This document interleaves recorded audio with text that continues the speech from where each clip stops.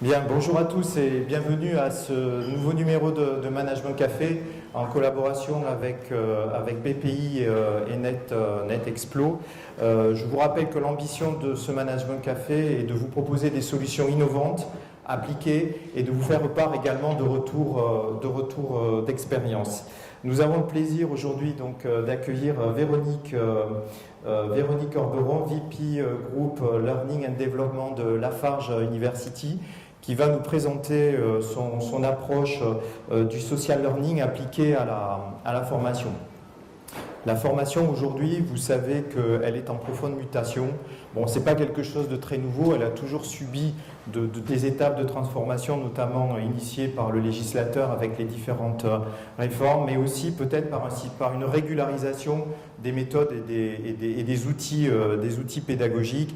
Et on a vu émerger ces dernières années toutes les plateformes LMS, les MOOC, avec des modèles économiques qui peuvent être différents et qui ont vraiment bouleversé nos approches. Aujourd'hui, la fonction vit une véritable révolution avec, notamment par l'accélération de l'intégration du digital. On le voit au quotidien, on est un petit peu perdu avec l'ensemble des outils qui nous sont proposés. Elle vit une révolution parce que son objectif est clairement affiché de garantir et de développer l'employabilité. L'employabilité qui est un des sujets phare des ressources humaines pour les prochains mois. Et également, une de ces révolutions, c'est de devoir être beaucoup plus dans la performance, beaucoup plus dans la performance business également, et à l'équilibre de la performance économique et sociale. Donc ce sont les trois enjeux de la fonction formation que l'on peut identifier à ce jour. Ce qui fait que la fonction se transforme, les équipes se transforment, le périmètre d'intervention de la formation est beaucoup plus large et l'orientation business est beaucoup plus marquée. Manager des processus de formation aujourd'hui, c'est travailler beaucoup plus sur un système ouvert, sur un système connecté avec des partenaires, avec des relais en interne et en externe, c'est-à-dire être capable de créer un écosystème. Donc en fait, l'heure est à l'innovation et à la créativité. Lafarge s'est engagé dans cette voie de la réinvention de la stratégie de formation en intégrant le digital et le social learning. Alors le groupe Lafarge aujourd'hui, en quelques mots, vous êtes le leader mondial du béton, du ciment et des granulats. Vous êtes représenté sur 62 pays, 64 000 employés. 1600 sites de production répartis sur plutôt un niveau international à l'équilibre Europe, Asie, Amérique du Nord et Amérique du Sud. Une culture dominante d'ingénieurs. Je pense que c'est un sujet qu'on va devoir évoquer. Et concernant votre chiffre d'affaires, 70% des ventes se font en dehors du territoire européen. Quand on regarde un petit peu l'ambition du groupe sur le site, j'ai noté que votre ambition est de contribuer à des villes meilleures, plus accueillantes, plus durables, plus belles et plus connectées. Alors Véronique, comment vous portez à travers vos activités cette ambition pour le groupe et quel est votre périmètre d'action? Alors je vais me présenter. Est-ce que vous m'entendez ou il faut que je prenne un micro? Bon, je vais commencer comme ça. En général, on dit, mes voisins de bureau me disent que je parle trop fort, donc peut-être qu'aujourd'hui, ça va être utile. Donc Véronique de Corberon, je suis chez Lafarge depuis, j'ose même plus le dire, 24 ans. J'ai quand même bossé 2 ans avant chez Leroy Merlin. J'ai un background marketing com, en fait. Je suis passée au RH assez tardivement, et donc en marketing com, j'ai fait à peu près toutes les filiales françaises du groupe Lafarge. Je fais partie des femmes qui ont un mari qui n'est pas expatriable, donc c'est ma petite frustration, c'est comme ça. Et donc j'étais dans tous les business Lafarge. Donc j'ai fait 2 tiers de ma carrière dans les opérations, dans des postes marketing ou com, et j'ai fait un passage à un moment au siège. Et puis quand même, juste pour dire aussi, j'ai 5 enfants qui sont maintenant plutôt des grands ados, adultes que des enfants. Mais voilà, donc j'ai réussi tant bien que mal à gérer ma double carrière. Et pour rebondir sur ce que tu me demandais, Thierry, en fait, en 2003, il y a eu un poste qui a été créé au groupe qui était responsable de la marque Lafarge. Et ça fait des années que je piétinais en disant, mais il y en a marre de ce groupe qui dit qu'il est une marque, mais ce n'est qu'un logo, c'est le nom d'une entreprise. Et effectivement, ça a été en 2003 la première fois, je trouve, qu'on a vraiment travaillé sur un positionnement pour Lafarge avec toute une stratégie de marque qui était les matériaux au cœur de la vie. Donc on sortait des matériaux pour construire le monde, où on était encore très dans le produit, on en sortait, et là aujourd'hui, effectivement, construire des villes meilleures. Donc comment est-ce que je le vis? Je le vis moi personnellement, donc derrière construire des villes meilleures, il y a tout ce qui est développement durable. Ça peut paraître tarte à la crème, pour Lafarge ça l'est pas. Vous savez bien qu'on a une empreinte qui est forte, donc effectivement, et notre première priorité c'est vraiment santé-sécurité. Et là encore, on a démarré en 2003. On a fait un énorme pas en avant. On est vraiment très fiers de ce qu'on a fait. C'était une transformation. En 24 ans de Lafarge, c'est peut-être une transformation encore plus lourde que celle de social learning et digital learning, tout ce qui est digital. Et donc, en fait, moi, personnellement, dans ma vie de tous les jours, c'est vraiment de dire comment j'ai un rôle exemplaire en santé et sécurité autour de moi. L'enjeu aussi, qu'est-ce que ça veut dire construire des villes meilleures en tant que manager? C'est pour mon équipe, savoir qu'est-ce que ça veut dire pour nous, Lafarge Université, de raccrocher cette vision à quelque chose de tangible, parce que c'est bien d'avoir une belle vision, c'est mieux que les gens comprennent le what's in it for me. Donc c'est la seconde chose pour moi, pour mon équipe. Et la troisième chose, c'est en tant que membre de LU, comment est-ce que dans tous nos programmes de développement de compétences, on intègre ça. Et je reviendrai tout à l'heure sur la transformation de Lafarge, mais construire des villes meilleures, ça nous fait sortir des produits, des solutions. On va bien au-delà. Donc ça se traduit dans une traduction dans notre stratégie globale. Voilà pour grosso modo les enjeux pour nous. Et en quelques mots, vous êtes parti d'où? Alors, pour revenir sur tout ce qui est social learning, en fait, le digital a été intégré chez Lafarge en 2009 à peu près, avec un de mes collaborateurs qui est dans la salle. Donc en 2009, intégration de social learning, tout ce qui est digital. Et en fait, le facteur un peu déclenchant, ça a été pression EBITDA, c'est toujours pareil, réduction des coûts, et puis accélération et transformation du groupe. C'est vraiment ça qui a été le déclencheur. Donc juste quelques chiffres aujourd'hui par rapport à digital. Donc en tout ce qui est digital, on utilise la plateforme Skillsoft et on a environ un peu plus de 7000 utilisateurs. Utilisateurs, c'est-à-dire que c'est des gens, c'est pas juste déconnectés, des utilisateurs. En termes de tout ce qui est plateforme collaborative, on utilise la technique Jive et je vais en reparler tout à l'heure parce que ça a été pour nous un point important et on est plutôt à 17 000 utilisateurs sur Jive. Et en termes de qui s'en occupe, en fait, c'est pas mon département qui s'occupe du digital, mais il y a un département chez Lafarge Université qui s'occupe entre autres du digital. Donc chez Lafarge Université, c'est à peu près deux personnes à plein temps qui s'en occupent. Voilà pour une petite intro. Alors, lors de nos échanges préparatoires, vous m'avez présenté une vision, quelques modèles très opérationnels. Alors, quels en sont les enjeux et quelle est la spécificité de votre approche? Alors, les enjeux, je l'ai dit un peu tout à l'heure, et à chaque fois que je dis transformation du groupe, je me dis, bah oui, mais on vit tout ça. Oui, c'est vrai, si ce n'est que moi, à 24 ans, effectivement, j'avais jamais vécu ça à ce point-là. Donc 2011, stratégie clairement annoncée, on va passer de product driven to solution driven. Donc pour certaines sociétés ici, ils doivent se dire, bah oui, nous ça fait 20 ans qu'on l'a fait. Pour un groupe industriel cimentier comme Lafarge, c'est une vraie démarche. Et donc ça c'est le premier enjeu. Comment est-ce qu'on accompagne la transformation de ce groupe pour voir au-delà des clients directs, voir les clients, aller au niveau des clients finaux. Donc ça, c'est le premier point. Le deuxième axe de transformation, c'est l'excellence industrielle. Et là, pour un groupe industriel aussi capitalistique que le nôtre, réduire les coûts. Et du coup, pour nous, ça a été ancrer les modèles opérationnels. On a des modèles opérationnels, je vais y revenir, qui sont depuis un certain temps. Quand je dis ancrer, c'est que les gens se l'approprient, les comprennent et les vivent et les appliquent vraiment. Ce n'est pas juste des bouquins qui font 3 mètres de hauteur, magnifiques, brillants et autres. Donc voilà pour les enjeux en fait, auxquels on a été confrontés après notre rôle. Et alors, dans notre démarche, ce qui a été spécifique, je dirais que grosso modo, et alors là, on va juste... Oui, je vais m'asseoir. Voilà, ça sera plus simple.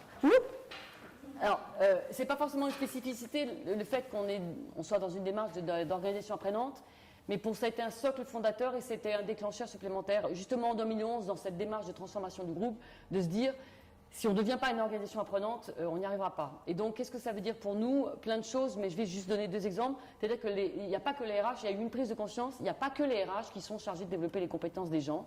Vous, les managers, vous avez un rôle. Le manager coach, s'il y a des bonnes pratiques, je suis très preneuse. Et donc, on a développé ce qu'on a appelé le I Learn Mindset. On aime bien les acronymes qui étaient I Learn Every Day, Acting and Reflecting with My Network. Donc ça a été le socle. Et dans la spécificité de notre approche, en fait, je dirais 2 choses. Tu disais tout à l'heure qu'il y a plein de choses, il y a plein de pédagogies d'apprentissage. Et effectivement, à un moment, il faut faire des choix. Donc là, je vous présenterai 2 exemples. Mais effectivement, dans tout ce qu'il y a, on a à peu près tout. Hein, mais pour le social learning, c'était de se dire il faut vraiment s'ancrer au business. Donc effectivement, alors venant des opérations, j'étais peut-être spécialement sensible. Donc ancré sur le business. Et puis dans une démarche de blended. En fait, quand on m'a dit, tiens, pourquoi pas présentation à NetExpo Social Learning, je suis pas une très grande conceptuelle et de modélisation de ce genre de ça. Et en fait, on en fait, mais à travers le blended learning. Donc vous verrez que le social learning, pour nous, c'est vraiment dans le blended. Et la vraie transformation, c'est le blended. Et la deuxième peut-être, je ne sais pas si c'est une spécificité, mais en tout cas c'est comme ça qu'on l'a attaqué chez Lafarge, c'est la tactique d'essaimage, où cette démarche business, puisqu'en fait chez Lafarge Université, j'ai oublié de le dire, mais je m'occupe d'un des départements de Lafarge Université qui est support au business, et qui a été créé en 2012. Avant, Lafarge Université était uniquement une université culture, leadership, digital, ce qui était déjà bien, mais il y a eu cet apport business, et du coup, c'était très nouveau. Donc, pour arriver à convaincre nos clients internes business qu'on avait une valeur ajoutée et qu'on pouvait les aider à être plus performants, accélérer et atteindre leurs objectifs de performance, on a créé des success stories. Donc là, je vous montrerai tout à l'heure 2 exemples, et qui est de manière spécifique et exprès dans 2 domaines différents. Un dans le domaine industriel, POM 2.0, POM voulant dire, c'est pas Apple, c'est le Plant Operating Model, c'est beaucoup moins sexy, mais bon, on verra. Et pour une cible, les directeurs d'usine, donc on a 120 directeurs d'usine, là c'était sur les ciments, on n'est pas sur les 1600, mais 120. Les usines ciment, c'est quelque chose.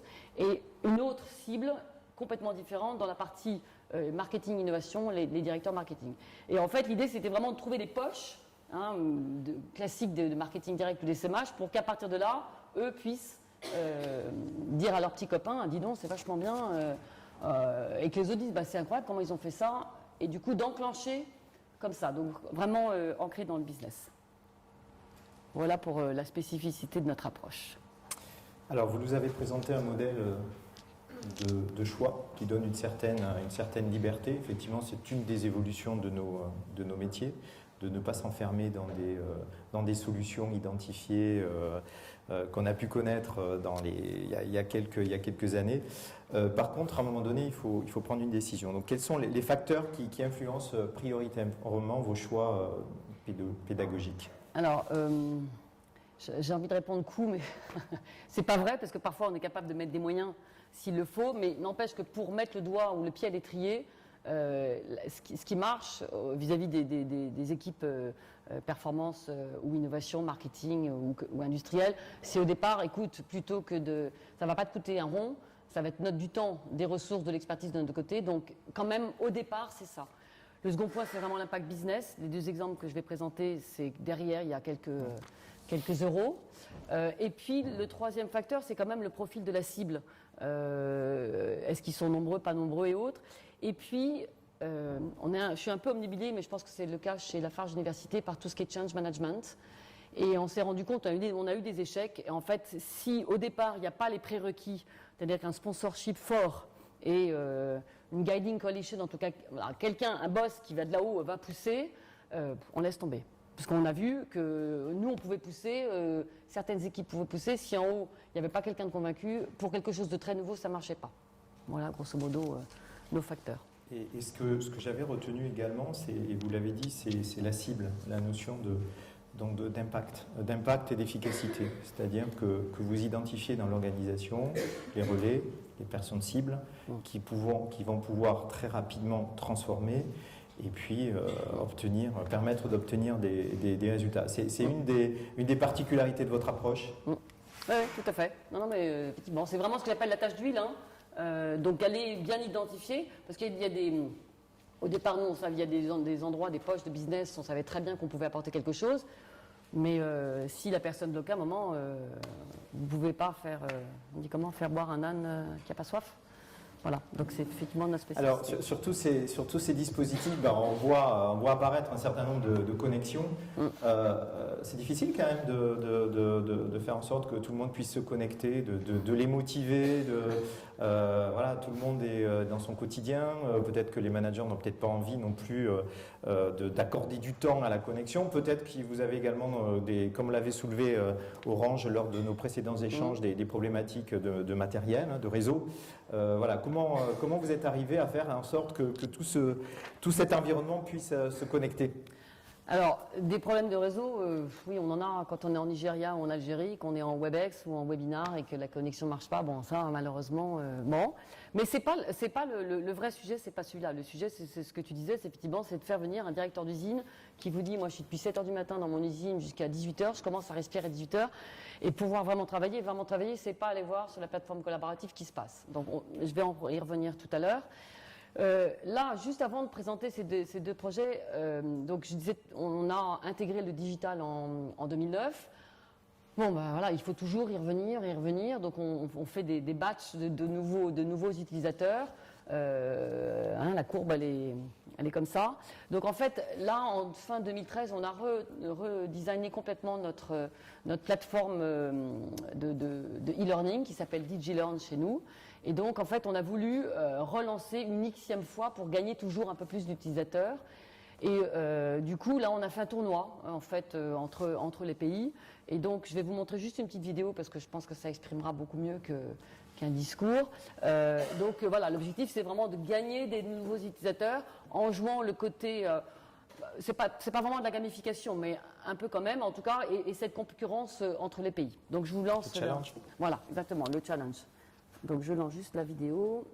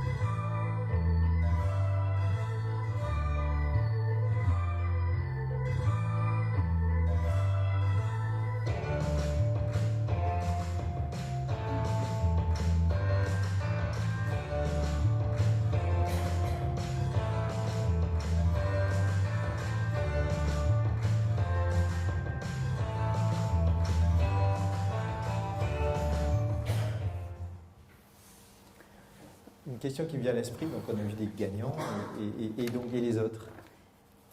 Les autres, ils ont aussi amélioré, mais en fait, on voit très bien les pays qui ont, entre guillemets, joué le jeu, et ceux qui n'ont rien fait de spécifique. Donc, en fait, ceux qui... Moi, quand j'ai vu la vidéo, j'ai dit, la Corée du Sud, 98%, il y a un truc là, il faut arrêter. Donc,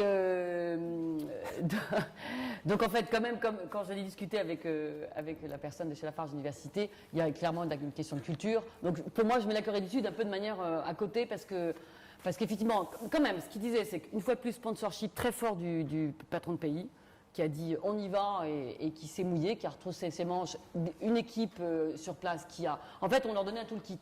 Donc c'était assez... en fait, ils nous ont dit on a juste pris le toolkit et on a fait ce qu'il fallait faire. Bon. Mais pour les autres pays, comme l'Inde ou la Roumanie qui ont fait des bons scores, ça a été la même chose en fait. L'idée, c'est vraiment de dire les clés facteurs de succès, c'était le sponsorship, utiliser le toolkit comme il fallait. Et puis, il y a eu 2 sujets, je crois qu'on en parle un moment. En fait, l'idée, c'était vraiment quand même d'avoir des sujets qui donnent envie d'y aller. Donc, le premier module interactif, c'était, pour la première fois, on avait un module de Connect the Group, qui était la présentation du groupe Lafarge. Donc ça, c'est bien parce que du coup, comme il y a moins de sessions, on a eu beaucoup d'acquisitions ces dernières années, donc on faisait moins de sessions en face à face, ou en tout cas, c'était réservé à un certain nombre de personnes. Et donc, il y a beaucoup de gens dans les pays qui n'avaient pas ce face-à-face. Donc, c'était une vraie valeur ajoutée de pouvoir leur proposer ça. Le deuxième sujet, c'était Code of Business Conduct. C'est aussi un petit sujet assez intéressant pour nous. Donc, voilà. Donc, les sujets ont été vraiment porteurs. Les autres, on voit bien quand même, on a énormément augmenté le nombre de active users. Et là, j'ai redemandé il y a 2-3 jours. En fait, il y a toujours une redescente, mais on a quand même gagné. On sent qu'à chaque fois, on passe un palier. Et en résumé, les conditions de succès? C'est le sponsorship, de bien utiliser le toolkit, des sujets clés qui donnent envie d'y aller. Voilà. Bien, merci pour cette introduction, en tout cas sur votre approche méthodologique. Donc vous avez cité en introduction 2 exemples que vous allez nous présenter, notamment le projet POM. Alors, quel est ce projet autour de l'excellence industrielle? Alors, POM, c'est un truc dingue. Alors, pas forcément, pas avec des bullet points comme ça, mais donc POM, ça veut dire Plant Operating Model. Donc, petit retour en arrière, on lance ce modèle opérationnel en 2008. En fait, on arrive en 2013 avec en fait un retour assez partagé, des pays qui sont excellents et d'autres pays qui sont à la traîne, alors qu'ils appliquent tous le même modèle opérationnel. Et donc 2013, pression EBITDA, je vous ai parlé tout à l'heure de la transformation du groupe. Donc la direction des performances cimentières se dit mais il faut qu'on arrive à comprendre pourquoi. Donc on a un peu tourné autour. Et finalement, il y a eu, avec un consultant, il y a eu une démarche de dire, bon, on va regarder, on va demander à des directeurs d'usine. Donc vous imaginez 6 directeurs d'usine de pays émergents, pays matures, usines qui marchent bien, usines qui ne marchent pas bien du tout. Et tous les 6, on leur dit pendant 2 mois, lâchez-vous, pour les ingénieurs, directeurs d'usine, c'est pas tout à fait le genre, mais lâchez-vous, dites-nous, pas de contraintes, ni budget, ni temps, rêvez. Qu'est-ce qu'il faut faire pour que demain POM marche? Et donc en 2 mois, ils ont fait un boulot génial. Et en fait, à un moment, donc, ils sont venus présenter leur proposition, qui était une proposition très pragmatique. Grosso modo, là, effectivement, on va dans le what. Donc le avant entre POM et POM 2.0. Avant, POM, c'était, mais je pense qu'on a tous des modèles opérationnels, très process. Donc effectivement, les process industriels, les techniques tactiques de management et compagnie. Et en fait, le problème, c'est que les gens ne s'appropriaient pas. C'est-à-dire qu'il y avait plein de process expliqués de manière très détaillée, très complexe, parce qu'on est très intelligent. Et en fait, le problème, c'est que les gens ne comprenaient pas, pour moi, patron de la production, patron de la maintenance, patron du dispatch, patron de la carrière, qu'est-ce que ça veut dire tous les jours, toutes les semaines, tous les mois, à l'année. Et donc, en fait, plutôt que de découper le modèle opérationnel en process, je caricature un petit peu, parce que ce n'est pas le cœur du sujet, mais on l'a découpé par personne. Et donc, avec les gens savaient très bien ce que ça voulait dire. Donc ça, c'est la première chose. C'est pour ça qu'on dit en riant qu'on est passé d'un Plant Operating Model à un People Operating Model. Et la seconde chose, c'est qu'effectivement, on a vraiment simplifié. Et ça a été pour eux un boulot. Mais alors nous, il y a une POM Core Team dont je faisais partie qui a été créée. Nous, on était les chefs d'orchestre, les facilitateurs, mais c'est vraiment eux qui travaillaient. Et puis, on a fait un lien sur le business. Donc là aussi, ça peut paraître bizarre pour certains d'entre vous. Mais une usine, leur idée, c'est de produire. Il faut produire. Donc ce qui se passe autour, les concurrents, le marché, les clients, bon. Donc là, c'était de dire oui, mais les KPI, les indicateurs industriels, c'est bien, des industriels business, c'est mieux. Donc grosso modo, ils présentent ça, et du coup la direction des performances cimentières dit mais c'est génial, on va le présenter au COMEX. Donc là encore, vous imaginez, présentation au COMEX, c'est quand même assez, on ne présente pas toujours quelque chose au COMEX, et le COMEX dit, c'est les directeurs de pays qui vont décider. Donc là, ils se retrouvent au mois de juillet devant une assemblée de directeurs de pays, et là, j'étais pas là, mais ceux qui étaient là, et notamment ma boss, notre boss à l'époque, disait mais il n'y avait pas un souffle d'air. C'était vraiment, ils ont vraiment parlé avec leur tripes et leurs propositions étaient pragmatiques, ambitieuses, mais aussi réalistes, quoi. Donc là, on est en juillet 2013, ils disent bon, on y va. Et c'est là qu'effectivement le collaboratif. Donc c'était quand même déjà au départ 6 personnes. Donc là, le collaboratif a vraiment pris tout son essor. Et là, donc de là, ils en ont embarqué 35 de plus. Et donc de septembre à janvier, puisqu'on va finir à janvier à Madrid, mais c'est là qu'on a vraiment découvert et travaillé avec eux sur un mix de lancement en virtual classroom, en webinaire plutôt virtual classroom, avec le patron, un membre de l'Excom, patron de la performance, qui les rassemble. Et en plus, c'est un homme qui a un charisme assez impressionnant, donc qui a vraiment cette capacité d'engager. Et de là, on le voit sur mon petit schéma, mais effectivement, ils deviennent de 6, ils passent à 20, puis à 30, puis à 40. Et là, on ouvre la plateforme collaborative, qui est maintenant la plus grosse plateforme chez Lafarge. Mais il a fallu, effectivement, on s'est mis avec l'IT, parce ils étaient tous connectés, mais les 2 tiers n'avaient jamais été de leur vie sur la plateforme collaborative. Donc, localement, on s'est organisé pour que les IT locaux s'assurent qu'ils aient bien un mot de passe, qu'ils puissent y aller et compagnie. Et en plus, ce qu'on a fait, c'est qu'on les a attirés. Parce qu'au fur et à mesure que le contenu de POM arrivait, parce qu'ils l'attendaient, ils disaient le nouveau POM est arrivé, et du coup on leur donnait au fur et à mesure, donc ça les forçait, on a fait un peu comme des teasers en disant si vous voulez le POM, ben, désolé, mais vous le recevrez d'une seule manière sur la plateforme collaborative. Donc on a fait vraiment ce travail, donc beaucoup de groupes de travail, puisqu'après l'idée c'est qu'il y a eu des usines pilotes aussi, 6 usines pilotes où quand on dit ben, on va voir comment ça se passe, on a interviewé des directeurs d'usines. Tout ça pour arriver à Madrid, où là, ça a été du pur collaboratif. Donc, de la plénière, mais quand c'est de la plénière, les gens sont debout, ça dure pas longtemps, sous forme d'interview, avec du rythme. Des workshops avec des murs pédagogiques, des séquences courtes, toujours dans un rythme, voilà. Et puis des trios.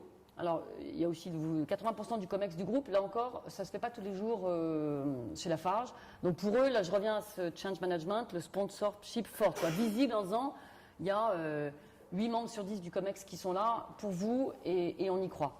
Et un point qui a été clé pour nous et assez nouveau, c'est-à-dire que, et là c'est du pur collaboratif, et qui a commencé à Madrid, c'était de faire des trios. Donc on leur avait demandé à travers une enquête avant, quels sont les critères, qu'est-ce qui vous rapproche, les critères qui vous rapprochent d'autres usines. Alors, effectivement, l'usine au Bangladesh, une petite usine au Bangladesh, comparée dans un pays émergent, comparée à une usine en France, qui est dans un pays mature où c'est plutôt la crise, ils n'ont pas grand-chose à voir. Donc l'idée c'était, on les a mis en trio, et ils ont travaillé tout le long de ces 3 jours en trio. Et je dirais que le point d'orgue, ça a été, parce que donc pendant 3 jours, ils ont travaillé sur le why, le what et le how. Et à la fin, de manière classique, quand on sort de ce genre d'événement, on est super gonflé à bloc et on se dit, bah, maintenant, qu'est-ce que je vais faire ? Et là, le consultant qui nous a accompagnés nous a apporté un concept qui a été pour nous clé, qui sont les cartes d'engagement. Donc tout à l'heure, vous pourrez discuter avec Adrien qui nous accompagnait là. Mais ces cartes d'engagement, c'est quelque chose d'assez simple en fait. Hein. Donc c'est je parle sous le contrôle d'Adrien, mais c'est des grands posters. En fait, on a créé, ils ont refait. C'est des grands posters à zéro, comme des métaplans, et ils sont repartis avec, et donc ils retraçaient ce qu'ils avaient fait pendant 3 jours, et qui leur permettait, de manière simple, de refaire dans leur usine, de refaire leur session d'engagement. Et donc l'idée, c'est de dire, bah, vous avez une première session d'engagement avec votre équipe de management, et une seconde session d'engagement. Et là, on en sentit une espèce de... Et effectivement, ils se sont engagés devant leur... donc il y avait 3 membres,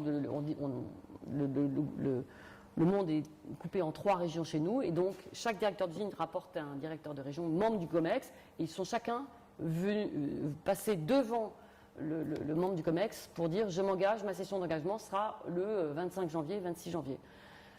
Donc ils sont ressortis de là en disant on peut y aller et on a les éléments et entre guillemets on n'a pas peur parce que on a bossé toute une matinée là-dessus et on sait qu'on peut travailler derrière. Bon, après je pourrais parler des heures, mais sur la partie collaborative, elle a suivi énormément sur la plateforme, puisqu'ils avaient mis le pied donc sur la plateforme, vous avez votre review, il y a des sous-espaces, il y a des sous-communautés. Je ne vous dis pas que tous les directeurs d'usine sont passionnés par la plateforme, c'est pas vrai. Il y en a un tiers qui vraiment a mis le pied dans la porte et qui travaille activement. Par contre, on a trouvé un bien, c'est que c'est eux qui nous ont dit, mais attendez, il faut ouvrir cette plateforme à ce qu'on appelle les frontline managers, c'est nous. Et donc c'est pour ça qu'aujourd'hui c'est une plateforme qui a 11 000 personnes dans sa communauté. Alors en anglais, mais avec possibilité de traduire. Et donc l'idée c'est de dire, mais moi je veux que mon directeur, mon patron de la maintenance, il puisse discuter avec le patron de la maintenance de mon trio. Hein, donc on est tous les 3, mais je ne veux pas que ça reste au niveau des 3 directeurs d'usine. Donc il y a eu toute cette démarche qui a été enclenchée après. Et est-ce que le projet POM est rentré dans le langage usuel, culturel de Lafarge?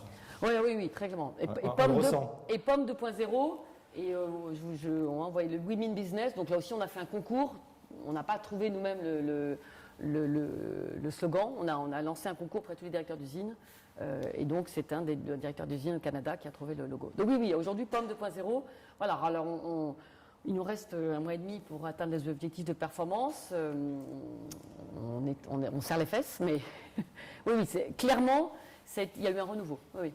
Alors, on a compris que le projet était quand même éprouvant. Bon, vous avez dû rencontrer quelques difficultés.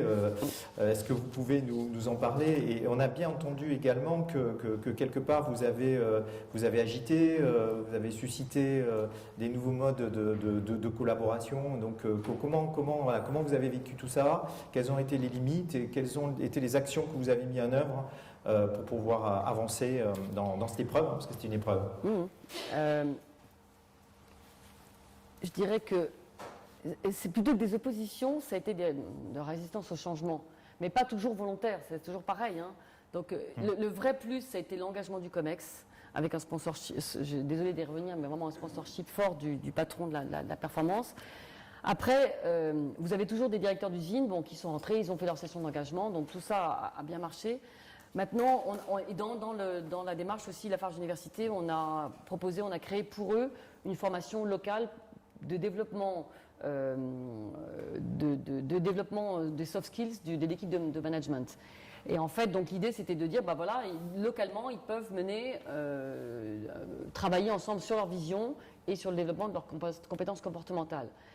J'avais encore il y a 2 mois un directeur d'usine que j'appelle, que je connais bien, je dis mais alors, et qui est une usine en crise, donc clairement on sait que ça peut l'aider.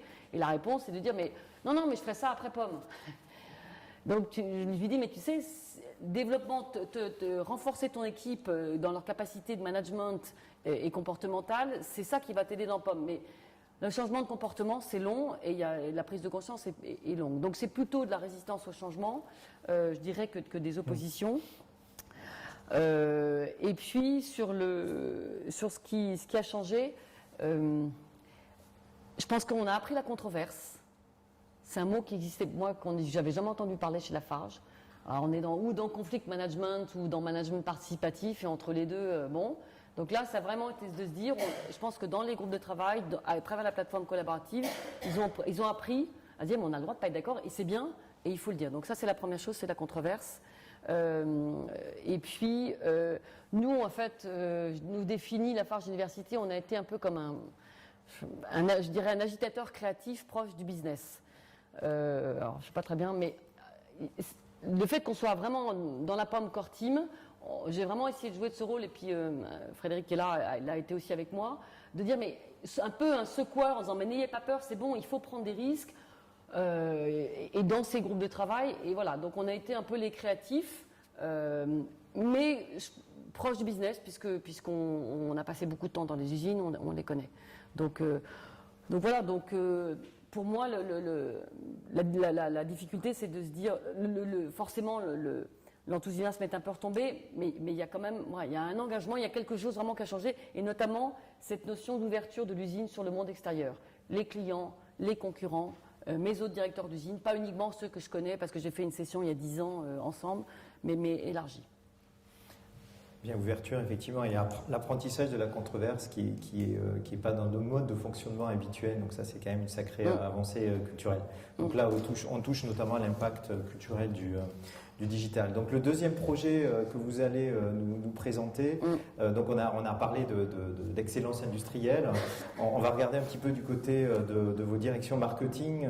Voilà, qu'est-ce que vous avez mis en œuvre pour raccourcir en tout cas un processus et pouvoir faire en sorte qu'il puisse agir pour vous transformer rapidement, comme vous nous l'avez d'ailleurs démontré à travers le projet POM. Ouais. Donc là, c'est l'autre axe de la transformation du groupe, approche solution, approche end-user. Et du coup, là, en fait, avant, la fonction marketing au niveau du pays existe depuis 2012. En fait, avant, vous aviez des directeurs marketing par ligne de produits, ciment, béton, granulat. Et donc, ça a été quand même un gros changement chez nous, avec pas mal de recrutements extérieurs pour justement renforcer cette fonction marketing. Et donc, avec cette difficulté de dire qu'on a des anciens Lafarge marketeux qui sont des bons marketeux et qui connaissent très bien le marché, le business Lafarge, mais qui ne sont pas forcément à la pointe du marketing end-user. Et puis d'autres directeurs marketing qui, pour eux, connaissent très bien ça, mais ne connaissent pas forcément le business Lafarge. Donc là, la demande vient d'un des segments. Alors chez nous, un segment, c'est la construction, les infrastructures. Voilà, donc c'est pas les segments produits, mais c'est des segments marchés. Et donc là, dans le segment bâtiment, c'est le segment bâtiment qui vient vers nous et qui nous dit, nous, on a un workshop qui dure 5 jours pour les directeurs marketing et leurs équipes, mais on n'est pas assez nombreux et on veut aller plus vite, il faut qu'on accélère. C'est vraiment, depuis 3 ans, l'accélération, c'est quelque chose pour nous qui est très important. Et donc, ils viennent nous voir en disant, mais qu'est-ce que vous pouvez faire pour nous, pour transformer ces 5 jours en quelque chose à distance, mais est-ce que ça marche et autres. Donc la première chose, c'est vraiment transformer en 5 jours une offre par segment, la maison individuelle, les logements collectifs et autres. La deuxième chose qu'ils nous disent, c'est qu'effectivement, on a travaillé, donc on a une méthodo, et donc on veut faire travailler les équipes marketing à la fois sur la partie découverte client, donc ce qu'on appelle Customer Discovery chez nous, et la partie proposition de valeur. Alors pareil, découverte client, très classique dans les boîtes B2C, hein, mais chez nous, même pour les commerciaux, le client, c'était le client direct. Et je vais visiter mon client direct, c'est bon, je le connais. Donc là, c'était une autre paire de manches. Donc il y a vraiment eu cette volonté de les faire travailler sur c'est quoi la vraie découverte du client. Et la proposition de valeur, une fois que je connais les besoins profonds de mon client, qu'est-ce que je proposais moi dans mon pays, hein, donc c'est vraiment très très local parce que les techniques de construction sont différentes au Maroc, en France et compagnie. Donc comment, connaissant mon client, je peux proposer ça. Et ils nous disent, on doit faire ça en 3 mois parce que le résultat, l'EBITDA nous attend. Donc il faut que très vite les directeurs marketing soient capables de former eux-mêmes leurs équipes. Et évidemment, on n'a pas de budget. Voilà la demande du business. Et du coup, on crée 2 phases. Alors là, on n'avait jamais fait ça. Là encore, je serais très intéressée dans les discussions après pour savoir s'il y en a d'autres qui ont déjà fait ça et qu'est-ce que ça a donné. Mais là, on se lance et on se dit, ok, donc 2 séquences. Une première phase au mois de juin, qui est celle-là, où là, en fait, dans l'apprentissage on fait 4 séquences, donc 4 semaines. Donc vous imaginez sur 1 mois, des directeurs marketing qui sont un peu occupés tous les jours, et on leur dit, si vous voulez travailler là-dessus, vous devez vous engager à, pendant 48 heures, toutes les semaines, pendant 4 semaines, des séquences, à vraiment travailler, alors c'est pas tout à fait 48 heures, mais en tout cas, travailler vraiment là-dessus. Donc ils sont invités, donc on a utilisé toutes les techniques effectivement de digital, donc un email envoyé avec une invitation du patron du segment bâtiment qui les engage. Et puis, donc, une séquence, c'est une séquence d'1 heure et demie. Et donc, pendant 15 minutes, où là, on leur présente les fondamentaux de la théorie, qu'ils ont déjà reçus avant par des vidéos en micro-learning de 3 minutes, hein, des choses un peu énergisantes avec un peu de fun. Et donc là, pendant 15 minutes, ils apprennent. Et pendant 45 minutes, ils travaillent, ils répètent entre eux en disant maintenant, comment est-ce que je me retrouve dans mon pays, comment est-ce que je dois animer mon workshop. Toujours pour moi et pour nous, chez Lafarge Université, on a beaucoup vécu des super réunions en face à face. Puis après, on connaît la courbe d'apprentissage qui fait ça. Donc l'idée, c'était de dire, bon, qu'est-ce qui se passe? Il faut dès le départ, alors c'est pas du face à face, mais en tout cas pendant ce moment ensemble, on commence à travailler sur comment, quand je vais me retrouver tout seul dans mon workshop, comment je vais faire devant mon pays. Donc ils s'entraînent pendant 45 minutes, et puis après, donc ça c'est le lundi matin, ils s'organisent comme ils veulent, hein, on n'a pas été du tout contrôlés ni quoi que ce soit, ils travaillent eux-mêmes individuellement, et ils animent leur workshop. Soit ça, sur un mois. Et donc, il leur laissait le temps, après, au mois de juillet-août, pour vraiment, puisqu'ils avaient travaillé leur plan d'action, de vraiment faire leur découverte client.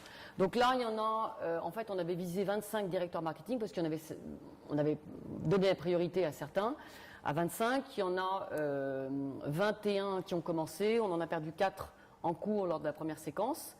Et lors de la deuxième séquence, qui était la création de la proposition de valeur au mois de septembre, bah, du coup, les 4 qu'on avait perdus en route sont revenus.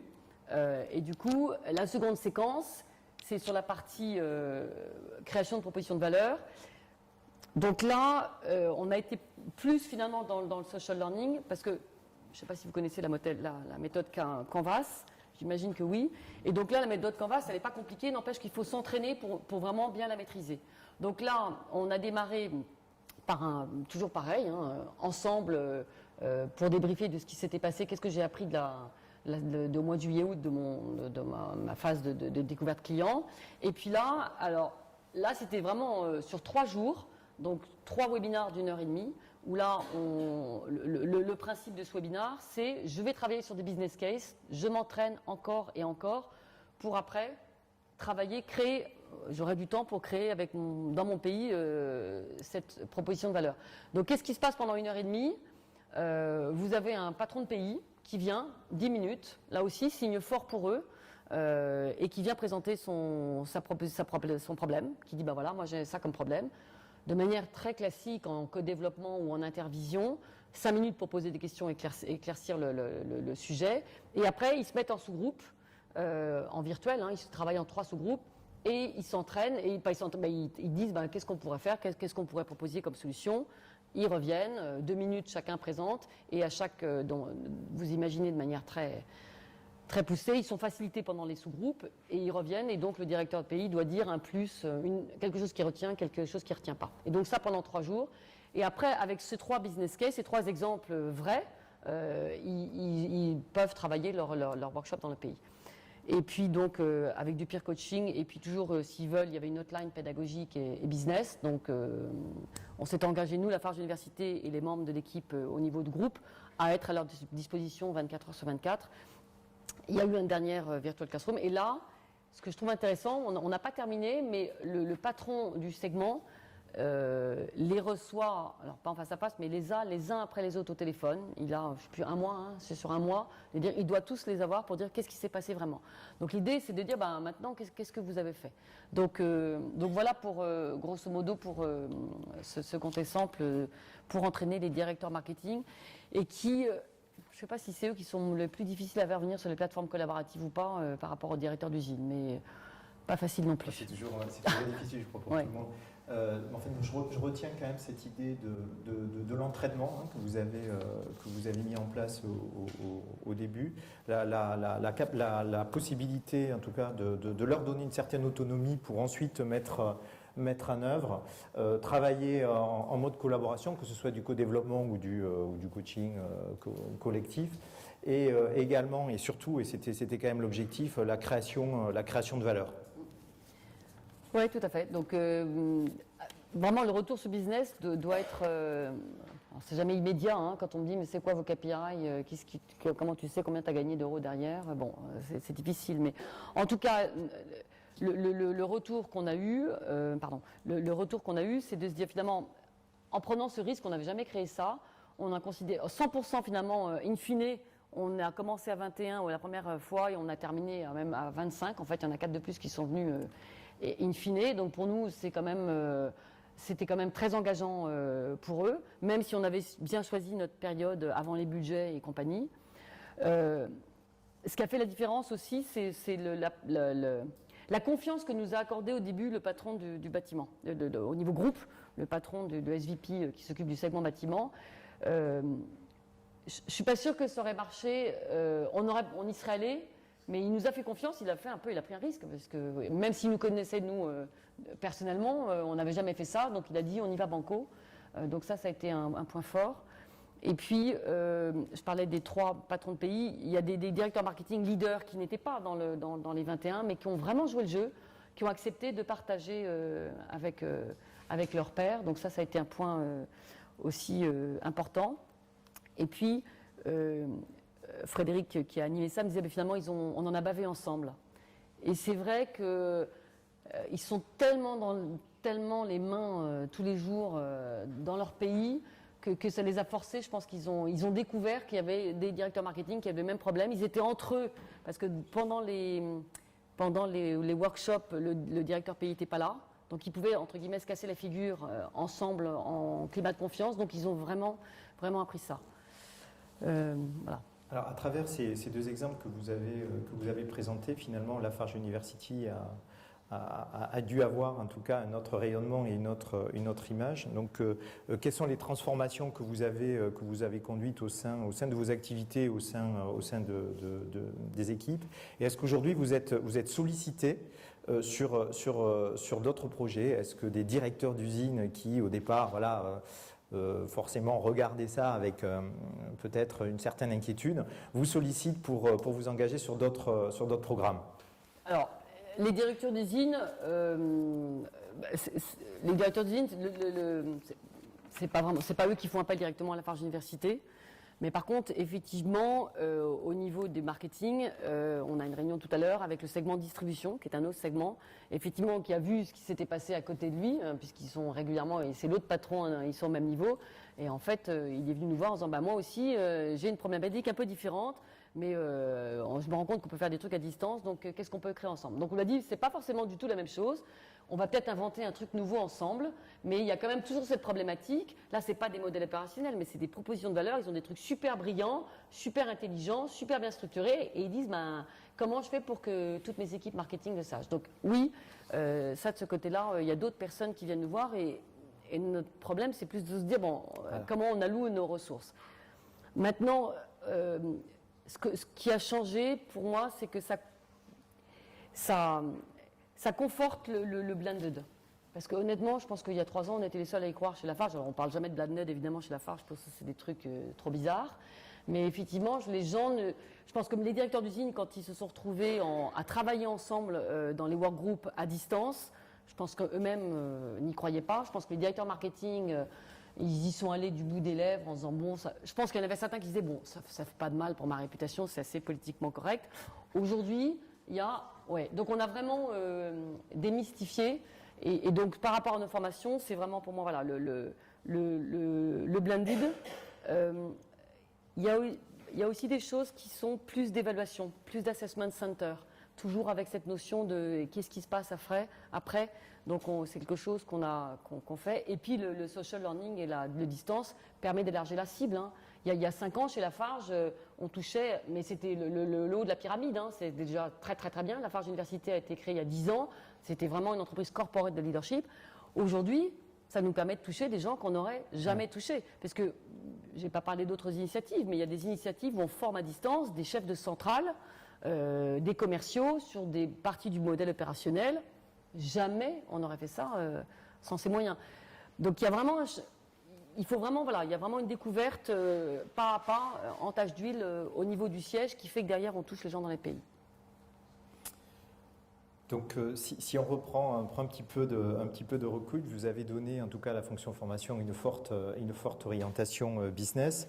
Vous avez réduit les temps de transformation et facilité en tout cas les effets, et positionné Lafarge Université en tant qu'organisation de conseil interne. Finalement, vous êtes un des acteurs du changement. Oui, j'espère. D'ailleurs, au-delà de ce qu'on a pu faire, mais chez Lafarge Université, il y a une de mes pairs qui ne fait pas qui s'occupe pas que du changement, mais qui a vraiment introduit, il y a 2 ans, qui est arrivé chez Lafarge, qui n'était pas chez Lafarge, et qui a vraiment introduit toute cette partie changement. Et alors nous, en fait, j'ai été à une conférence il n'y a pas très longtemps quelqu'un que vous connaissez peut-être, qui s'appelle François Julien, qui est un philosophe, sinologue. Voilà, je vois qu'il y a des gens qui connaissent, et j'ai trouvé ça, et qui parlait. Donc il faisait cette différence entre la culture européenne et la culture asiatique, qu'on connaît tous, mais qu'on réduit en général en disant oui, les Asiatiques, ils ont une dimension collective, nous on a une dimension individuelle. Et qui lui, c'est un sinologue, donc il connaît très bien ça. Et il disait que cette culture asiatique, il parlait de transformation silencieuse. Et en fait, je nous définirais un peu, en tout cas dans notre département, un peu comme des transformateurs silencieux, c'est-à-dire que il n'y a pas de héros.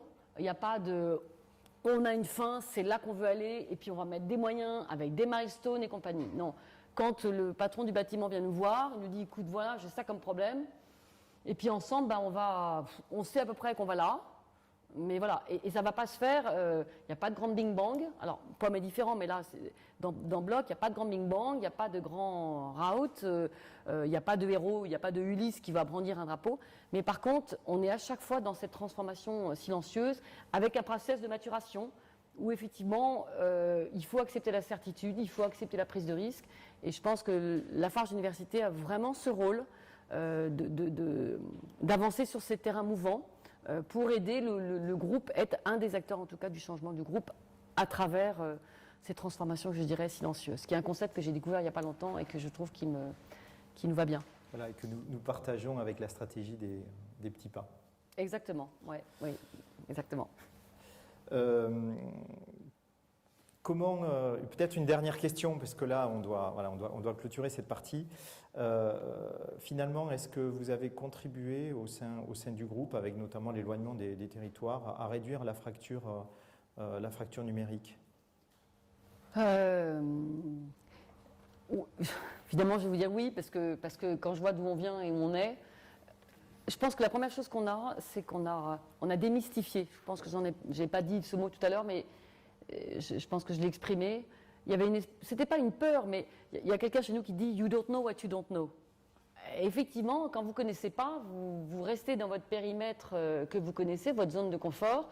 Et donc là, je pense qu'on a réussi à trouver des poches, donc démystifier parce que quand vous dites e-learning chez Lafarge, à une époque, on faisait bon, c'est bien, mais ça c'est pour les boîtes B2C, c'est pour les L'Oréal, c'est pour nous, qu'est-ce que tu veux qu'on fasse de ça ?